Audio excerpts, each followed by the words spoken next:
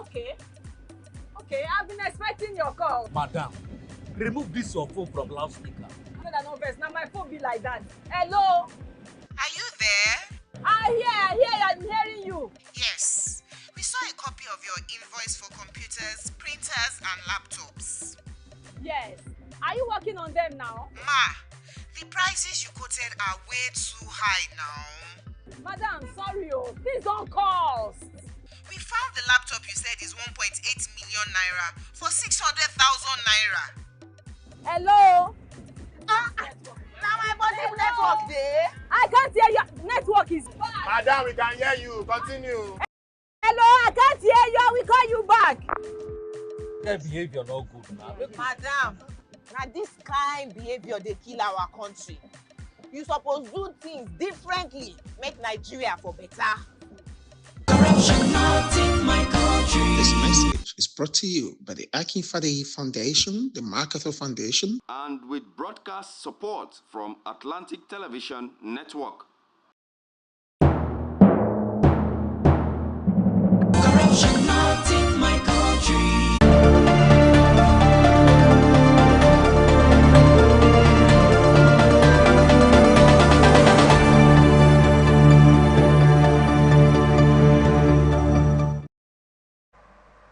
Welcome back. Now let's go into market reports, local and international business news for today. Federal government and the United States have signed a memorandum of understanding on commercial and investment partnership, marking a significant step in strengthening their economic ties. The agreement was signed on the sidelines of the 2024 AGOA Forum held in Washington, D.C. by the Minister of Industry, Trade and Investment, Dr. Doris Uzoka-Anite, and the U.S. Secretary of Commerce, Gina Raimondo, issued by the Trade Ministry, stated on Sunday. It said the MOU aims to deepen bilateral commercial and investment ties between Nigeria and the U.S. through collaboration to enhance the business environment, facilitate private sector-led trade and investment projects, develop direct business relations, and implement actions for a mutually beneficial trade and investment relationship. The agreement focuses on key economic sectors including infrastructure, agriculture, sports, and the digital and creative economy. It also involves cross-cutting areas such as investment promotion and regulatory reforms. It establishes a framework for regular consultation at various levels, including business to government, government to government, and business to business engagements. In addition to the MOU, both countries agreed on new avenues of commercial cooperation and affirming shared priorities in the digital economy, demonstrating a comprehensive approach to enhancing bilateral economic relations. The MOU establishes structure for cooperation, including ministerial co-chairs, technical co-chairs, and various levels of consultation involving both government and private sector stakeholders. It is set to remain operative for 5 years, with provisions for renew and revision as needed. This agreement represents a significant milestone in strengthening economic ties between Nigeria and the United States, promising to usher in a new era of mutual prosperity and cooperation. Also at the event, the Director General of the Small and Medium Enterprises Development Agency of Nigeria, Charles Odi, initiated discussion to secure investment and expand market opportunities for Nigerian small and medium enterprises. He said the goal of the agency was to bridge the gap between Nigerian and U.S. small businesses, ensuring that AGOA's opportunities are fully leveraged to foster growth, industrialization, job creation, and improved production quality for Nigerian SMEs. Federal government has raised about 4 trillion naira from bonds in the first half of 2024. This was revealed in the FMDQ Exchange Financial Markets monthly reports for June 2024. The value of the new insurance of FBN bonds for June, which was 297 billion naira, was the lowest in 6 months, and the highest was 1.49 trillion naira in February. In January, the value of FGN bonds issued was 418.20 billion naira, 680.86 billion naira in March, 628.81 billion naira in April, and rose to 682.7 billion naira in May. At the end of June 2024, the value of outstanding FGN bonds, which include savings and green bonds, stood at 26.22 trillion naira, which is about 44.49% higher than at the end of the same period in June 2023. 18.15 trillion naira. For the February bond issuance, the Debt Management Office said the relatively large amount offered was based on the FGN's financing need, the opportunity to attract foreign investors, as well as a premise that some local investors may be able to access pools of funds. The federal government offered a 1.25 trillion naira 7-year FG bond maturing in 2031 and another 1.25 trillion naira 10-year FG bond maturing in 2034 in February. It received total bids of 1.9 trillion naira, making it the highest it has received in any one FG securities auction, and said 873.53 billion naira for the 7-year bond and 621.38 billion naira 10-year bond, making a total allotment of 1.4 trillion naira. In the second quarter, there were 7 reopened bonds, 2 in April, February 2031 and February 2024, 2 in May, April 2029 and February 2031, and all the bonds issued in June were reopened April 2019, 2029, February 2030 and May 2033, which was issued a month earlier. The interest rates on the bonds range from 18.50% to 19.89%. As of May, the DMO has an outstanding 1.5 trillion naira to raise from the federal government's proposed 6 trillion naira bond, having already raked in 4.5 trillion naira from previous issuances. Investors in the Nigerian equity market lost 1.34 trillion naira last week as banking and pension stocks plummeted. The banking index dipped by 2.94% week on week, and the pension index was down 2.18% last week. The all-share index and market capitalization declined by 2.33% to close the week at 98,201.1 naira and 50.605 trillion naira, respectively. Last week, investors traded 3.56 billion shares worth 47.22 billion naira in 42,871 deals, compared to 2.827 billion shares valued at 42.37 billion naira in 44,277 deals in the previous week. The financial services industry led the activity chart with 2.11 billion shares valued at 25.78 billion naira traded in 24,350,000 deals. Continuing 56.52% and 54.60% to the total equity turnover volume and value respectively. The services industry came in second with 1.2 billion shares worth 3.22 billion naira in 1,846 deals, and the agriculture industry came in third with a turnover of 168.3 shares worth 647.859 million naira in 1,473 deals. The top stocks in volume terms were Trinity Nigeria, First City Monument Bank Group, and Abe Mortgage Bank, accounting for 1.876 billion shares, valued at 8.511 billion naira in 935 trades, or 52.73% and 18.02% of the total equity turnover volume and value respectively. Additionally, 20 stocks appreciated last week at a lesser rate than 37 stocks which gained the week before. planned nationwide protest scheduled to commence on August 1st, 2024 has sparked concerns among economic experts who warn of devastating consequences if not properly managed. The Center for the Promotion of Private Enterprises has cautioned that the protest could inflict an estimated daily loss of 400 billion naira with severe consequences for the country and its citizens. The Director/CEO of CPPE, Dr. Muda Yusuf, disclosed this in a statement on Sunday. The protests, organized by various groups in the country, are aimed at drawing attention to the country's economic woes, including high inflation, production costs, unemployment, and hunger.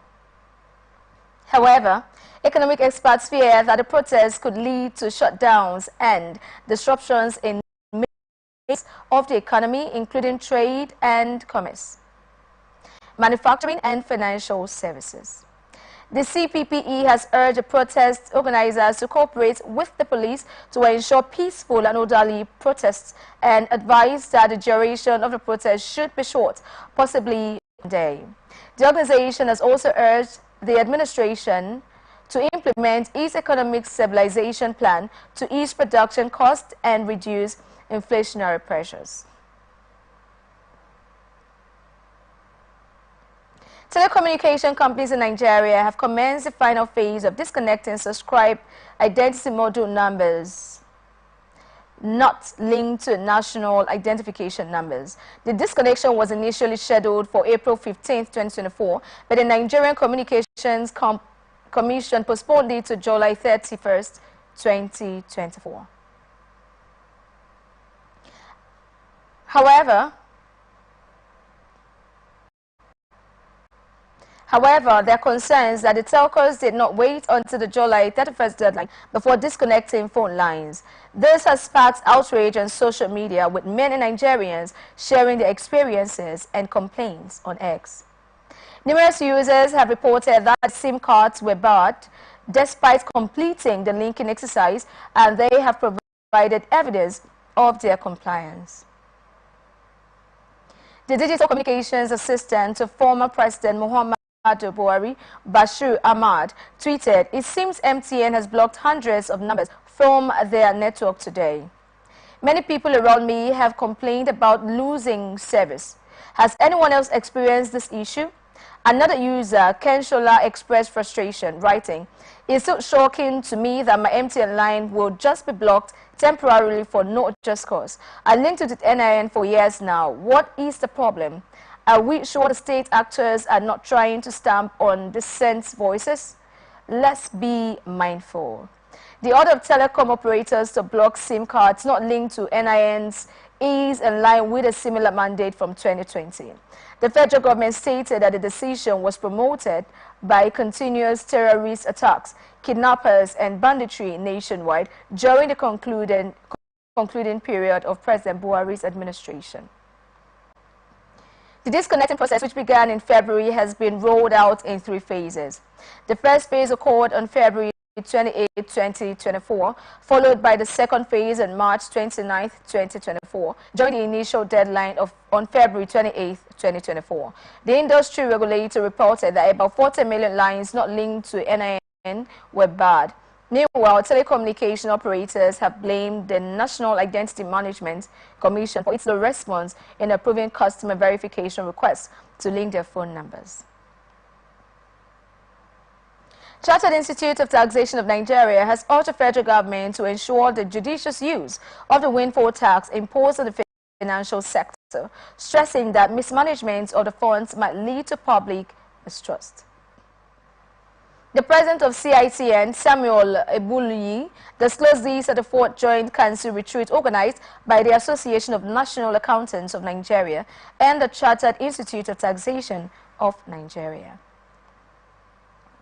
Last week, the National Assembly said President Bola Tinubu requested the amendment of the 2023 Financial Act to impose a one-time windfall tax of 50% on banks' FX gains last year, but this was reviewed to 70% after a 2-day debate on the issue. Speaking at the event held recently in Abuja, the CITN chairman decried the limited resources at the disposal of the government and said the new tax policy would bolster national revenue amid ongoing economic challenges. He added that the decision to impose a 40% windfall tax would boost government revenue to finance infrastructural projects, education and healthcare, amongst others. Abeluyi emphasized that the tax was a necessary measure to ensure a fair distribution of economic benefits, adding that tax had significantly benefited from fluctuations in the foreign exchange market. On his part, the president and chairman of the Council of Atn, Dr. James Neminebo, expressed his dissatisfaction over Nigeria's current tax structure and its impact on citizens. Neminebo, who criticized the overlapping tax responsibilities in many sectors, reinforced the stance of the CITN president on the windfall tax by lauding President Tinubu for overhauling the nation's complex tax system. He asserted that the recent removal of withholding tax for educational facilities like books and medical health facilities has a good development for the country. Securities and Exchange Commission has guaranteed Nigeria Exchange Limited to launch its Impact Board, a platform to enhance the listing and visibility of sustainability-focused instruments. In a statement made available to our correspondent on Saturday, this initiative was announced during a closing gong ceremony in Lagos. According to the statement, the NGX Impact Board is designed to cater to green financial products, address climate change, and promote sustainable economic practices. The economy, which was held at the NGX headquarters recently, featured attendees, including the Minister of Environment and co-chairman of the Green Bond Advisory Group meeting, Balarabe Lawal, who underscored the importance of the initiative, particularly as the government prepares for a proposed green bond issuance aimed at furthering environmental sustainability. The Director General of SEC, Ememotimi Agama, emphasized regulatory bodies' support for innovations that advance sustainability and drive responsible investment practices in Nigeria's capital markets. The Group Managing Director of NGS Group, Temi Popola, stressed that the Impact Board will enhance transparency and accountability in sustainability investments, fostering trust and confidence amongst investors. He added that the approval and launch of the NGX Impact Board represents a step forward in Nigeria's financial sector, positioning the country as a leader in sustainable finance in the region. Central Bank of Nigeria has claimed that the only accounts that have been inactive for over 10 years are eligible to be declassified as dormant and will be used for investment purposes. It also stated that a dedicated office would be created to manage dormant accounts and unclaimed balances. The Apex Bank disclosed this in its recently issued documents titled FAQs Guidelines on Dormant Accounts and Unclaimed Balances, July 25, 2024, posted on its website. The guidelines on the management of dormant accounts, unclaimed balances, and other financial assets in banks and other financial institutions in Nigeria is a policy issued by the CBN that seeks to operationalize Section 72 of the Banks and Other Financial Institutions Act 2020 and standardize the management of dormant accounts and unclaimed balances. The CBN had earlier disclosed that it might invest funds from dormant accounts, unclaimed balances, Nigeria Treasury bills, and other government securities. According to the Apex Bank, it will manage these funds and trusts, refunding the principal and any accrued interest to beneficiaries within 10 working days of receiving a reclaim request from the financial institution. It stated, dormant accounts that have been inactive for more than 10 years, eligible accounts are dormant accounts, balances that have remained with the FIs for 10 years or more. These eligible accounts include current savings, term deposits in local currency, domiciliary accounts, deposit for shares and mutual investments, prepaid card accounts and wallets, government-owned accounts, and others as specified in the guidelines by the CBN. The CBN also noted that financial institutions were required to notify customers immediately and every quarter when the accounts become inactive or dormant. According to the new guidelines, the CBN will create and manage a dedicated account called the Unclaimed Balances Trust Fund Pool Account to warehouse unclaimed balances. We are open for advert placements, bookings, and commercials, and you can connect with us and watch us on ATN socials. Facebook and YouTube, Atlantic Television Network. Instagram and TikTok, Atlantic-TV-Network 1. X, formerly Twitter, Atlantic-TV-Net. Watch us live on our website, Atlantic-Network.tv.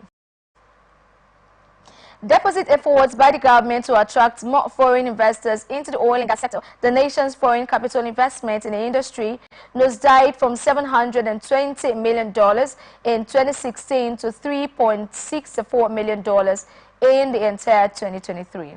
The country also recorded no foreign capital investments in the first quarter of 2024, a report by the International Bureau of Statistics showed.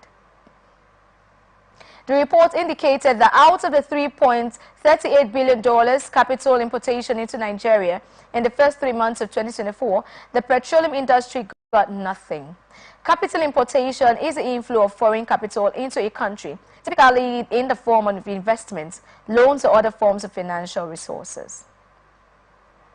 This can include foreign direct investments, such as investments in a country's financial asset like stocks, funds, and securities.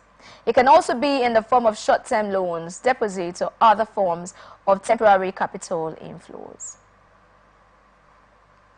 The petroleum sector's zero capital importation in Q1 2024 indicates that no foreign capital was invested in the sector during that period, which could potentially impact the sector's development and growth. Even as the total capital importation went up by 98.06% to $3.38 billion compared to $1.13 billion recorded in Q1 2023. The sector that gives the highest revenue to the country attracted no foreign investment within the period under review. The banking sector recorded the highest inflow with $2.7 billion, representing 61.24% of total capital imported in Q1 2024, followed by the trading sector, valued at $494.93 million,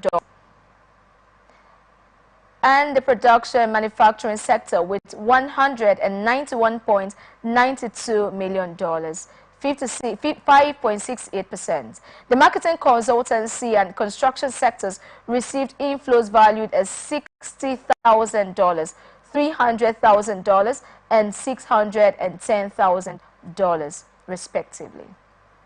But the oil and gas sector recorded no investment. Our correspondent gathered that all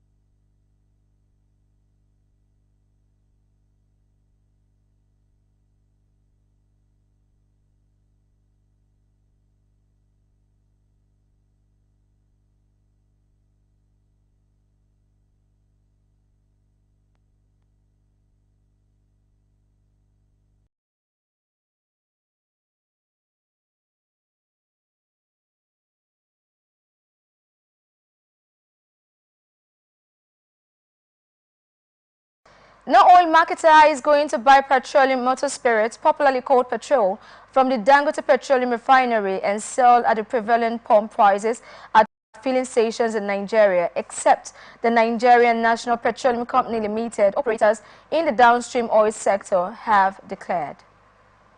On July 15, 2024, it was reported that the president of Dangote Industries Limited, Alhaji Aliko Dangote, announced that the $20 billion refinery was set to roll out its petrol in August 2024, having resolved its crude oil supply issues through the help of NNPC and the federal government. But oil marketers told a correspondent on Sunday that no dealer in Nigeria will be able to buy the petrol from the Dangote refinery, because the product would be priced at the international market rate far higher than the domestic cost at the pumps. When contacted and asked whether oil marketers have been briefed about the price of petroleum from the Dangote refinery, the Deputy National President of the Independent Petroleum Marketers Association of Nigeria, Zama Mustafa, gave a negative reply. He, however, stressed that PMS from the plants would be sold at the international market rate, adding that no marketer would want to pay such price currently. The IP man official, however, noted that for Nigeria to have Dangote petrol across its filling stations, the NNPC would have to intervene by purchasing the product and reselling it to dealers at discounted rates. On July 18, 2024, it was reported that the London cost of petrol was 1,117 liters, 17 naira per litre as of July 16, 2024, according to data released by the Major Energy Marketers Association of Nigeria. Memman disclosed this during a webinar with journalists. The association had also revealed that the London cost of diesel was 1,157 naira per litre, while that of aviation fuel was 1,127 naira per litre at the time. The 1,117 naira landing cost of petrol is far above the pump price of the product in Nigeria. Currently, the pump price of petrol is between 606 naira per litre and 800 naira per litre, depending on the area of purchase. Executive Director of Projects Implementation, Federal Housing Authority, Oluremi Omowaye, has President Bola Tinubu's administration is building at least 50,000 houses across the 36 states of the Federation within the next year to address the housing deficits in the country. He stated that at a retreat organized for the newly inaugurated executives of the All Progressive Congress United Kingdom chapter held in Birmingham City. Presenting a paper titled Tinubu's government is tackling housing deficit, the ex-Osun State Commissioner for Work said Tinubu had given a directive that the housing project should be completed within 1 year. He added that the agency was diversifying heavily into clay brick building, which is used largely in the UK for building. Nigeria has a deficit of 28 million houses and will need 21 trillion naira to meet housing needs, according to Vice President Senator Kashim Shettima in 2023. Minister of Housing and Urban Development Ahmed Dangiwa has assured Nigerians of the integrity of Renewed Hope City, a housing project aimed at bridging the house deficits in the country. Speaking during the Senate Committee on Housing and Urban Development oversight visit to the Federal Ministry of Housing and Urban Development and inspection tour of the Kasana project site in Abuja recently, the minister emphasized the government's commitment to delivering quality housing units. He added that other phases would be delivered by mid-year 2025. Dangiwa identified poor design and planning as the primary causes of building collapse in the country. He assured Nigerians that the houses in Renewed Hope City were well designed and built with quality materials to prevent building collapse. He also stressed the importance of having qualified contractors and monitoring them by planning authorities to prevent building collapse. Meanwhile, stakeholders have urged the government to strengthen development control in buildings. Recent statistics from the Council for the Regulation of Engineering in Nigeria have revealed that Nigeria recorded at least 22 deaths, 88 injuries, and not less than 22 deaths between January and July 2024. The chairman of the Senate Committee on Housing, Aminu Tambuwal, also expressed concern over building collapse cases and the loss of lives and properties. He blamed the collapse on poor quality materials and designs. Federal Mortgage Bank of Nigeria has unveiled a plan to expand affordable housing finance to accommodate over 70% of Nigerians who fall within the unsalaried workforce category. The Managing Director, Chief Executive of FMBN, Shehu Osidi, disclosed these at the 18th African International Housing Show held in Abuja recently. The event brought together stakeholders in the housing sector to address the continent's housing challenges. Osidi highlighted the bank's vision to champion housing finance across Nigeria. The FMBN CEO emphasized the bank's focus on creating affordable mortgage products for the informal sector, which accounts for over 70% of Nigerians' workforce. He stated that the bank planned to establish new locations across the country through branch expansion to increase access to affordable housing finance for millions of Nigeria. The African International Housing Show, which debuted in 2005, is an annual event that brings together housing professionals, policymakers and industry experts to address African housing challenges.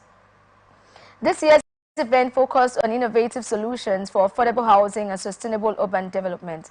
Osidi also added that the bank had been refunded 12 billion naira out of the outstanding 19 billion naira wrongfully deducted from the National Housing Fund contribution, misconstructed as revenue under the 40% deduction regime of revenue accruing to the federal agencies. In 2023, the federal government commenced the implementation of an automatic 40% deduction of internally generated revenue of each agencies and other partially funded institutions across the country. It, however, in its cellulars, limited the annual budgetary expenditure from IGR of the partially funded federal government. According to Osidi, the bank is engaging relevant authorities until deductions of LS is stopped. They disclosed that the new management of the bank, through the Ministry of Finance, had presented the proposal for its recapitalization at the Federal Government Council. You're watching Atn Business on Atlantic Television Network. We will be back after this break.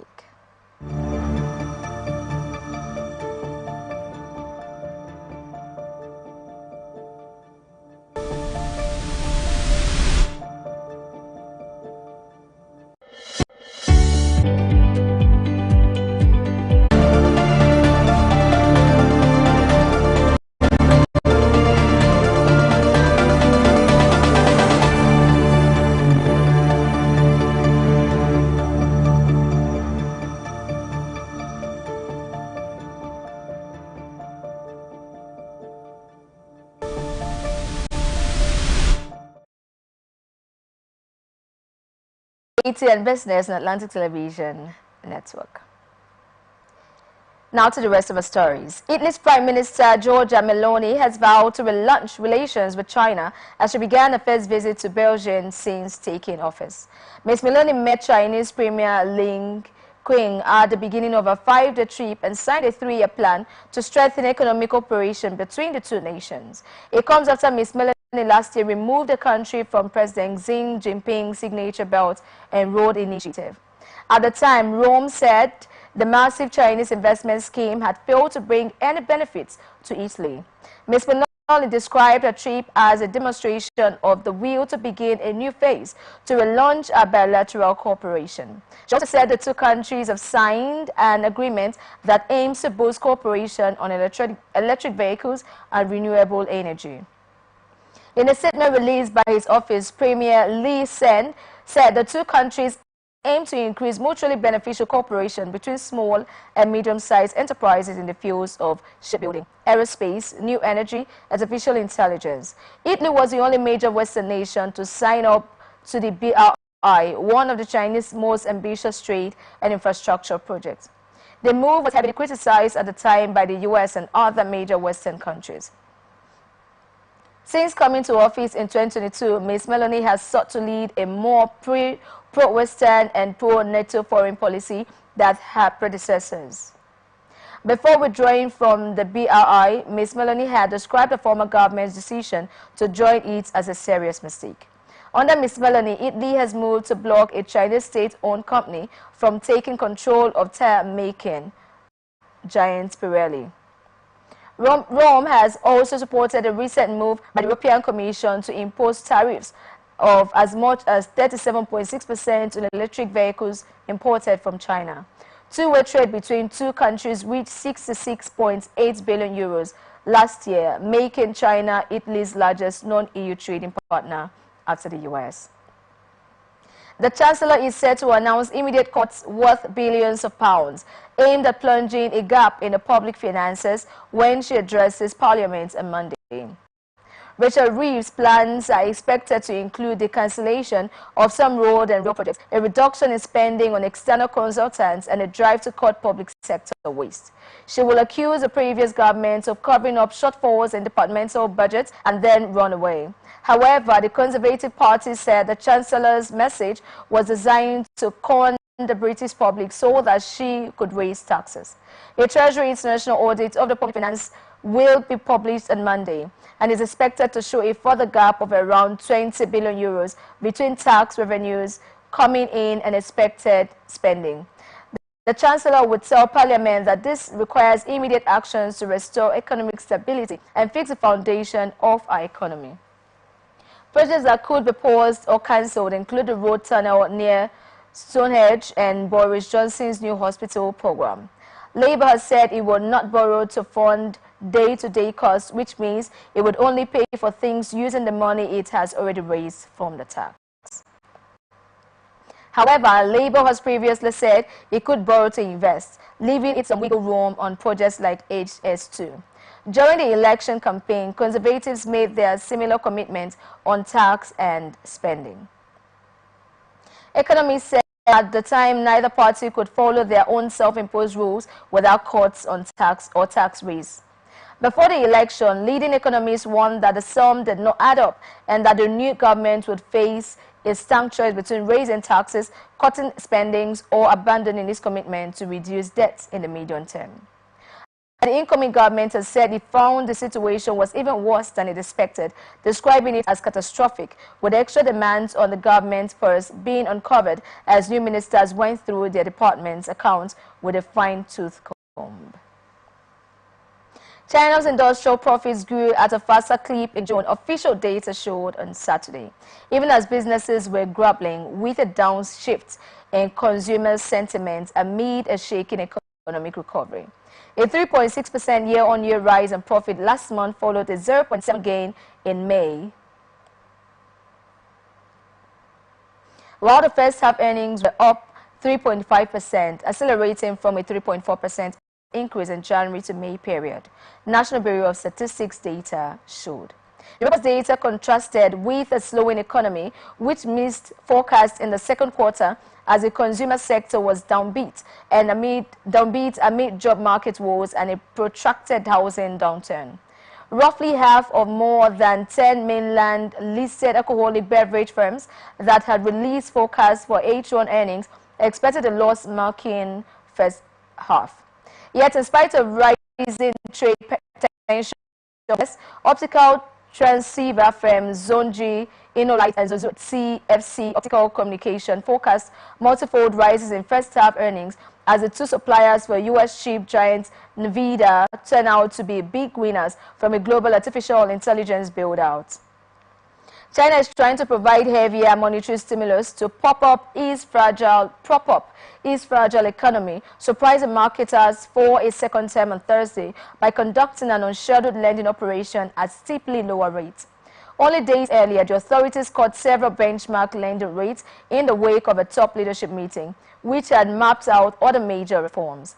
The country's state planner and finance ministry announced plan on Thursday to arrange about 300 billion yuan of funds from ultra-long special treasury bonds to step up a nationwide equipment upgrade and consumer campaign. State-owned firms reported profits up 0.3% first half. Foreign firms recorded an 11% gain, while private sector companies booked a 6.8% rise, according to a breakdown of the MBS data. Industrial profit numbers covered firms with annual revenues of at least 20 million yuan from their main operations. United States would unveil a major revamp of its military command structure in Japan and other measures to deepen defense ties with its Asian ally at a high-level security talks in Tokyo on Sunday, a U.S. official said. The overhaul comes as Tokyo looks to establish a new joint headquarters to oversee its armed forces by March to coordinate better with Washington regional, the sea emanating from China and North Korea. U.S. Secretary of State Anthony Blinken and Secretary of Defense Lloyd Austin will hold talks with their Japanese Foreign Minister Yoko Kamikawa and Defense Minister Minoru Kihara later on Sunday. For the first time, the ministerial talks between the U.S. and Japan would also cover extended deterrence, a term used to describe the U.S. commitment to use its nuclear forces to deter attacks on allies. Japan provides a base for the U.S. to project its military power in Asia, hosting 54,000 American troops, hundreds of U.S. aircraft, and Washington's only forward-deployed aircraft carrier strike group. Prompted by China's growing military might and regular missile tests by nuclear-armed North Korea, Japan is stepping back from decades of post-war pacifism. In 2022, it unveiled a plan to double defense spending to 2% of gross domestic product. Austin and Kihara also met their South Korean counterparts, Shi Won-sik, for talks in Tokyo on Sunday, where they signed an agreement to institutionalize trilateral cooperation via efforts like real-time sharing of North Korean missile warning data and joint military exercises. The Biden administration has been pushing for deeper cooperation between Tokyo and Seoul, which have previously been hindered by strained relations dating back to Japan's 1910 to 1945 cooperation to Korea. Washington also wants to tap Japanese industry to help ease pressure on U.S. defense companies stretched by demand generated by conflicts in Ukraine and the Middle East. Last month, Tokyo and Washington opened talks on deeper defense industry collaboration under the U.S.-Japan Forum on Defense, Industrial Cooperation, Acquisition and Sustainment established in April by Prime Minister Fumio Kishida and President Joe Biden. This is where we wrap it up on this edition of ATN Business on Atlantic Television Network here in the city of Port Harcourt. I am Wendy Aguma. We are open for advert placements, bookings and commercials. Stay connected on ATN socials, Facebook and YouTube, Atlantic Television Network. Instagram and TikTok, Atlantic-TV-Network1. X, formerly Twitter, Atlantic-TV-Network. Watch us live on our website, Atlantic-Network.tv. Peace and unity are the pathways to progress. Thank you for watching and good afternoon.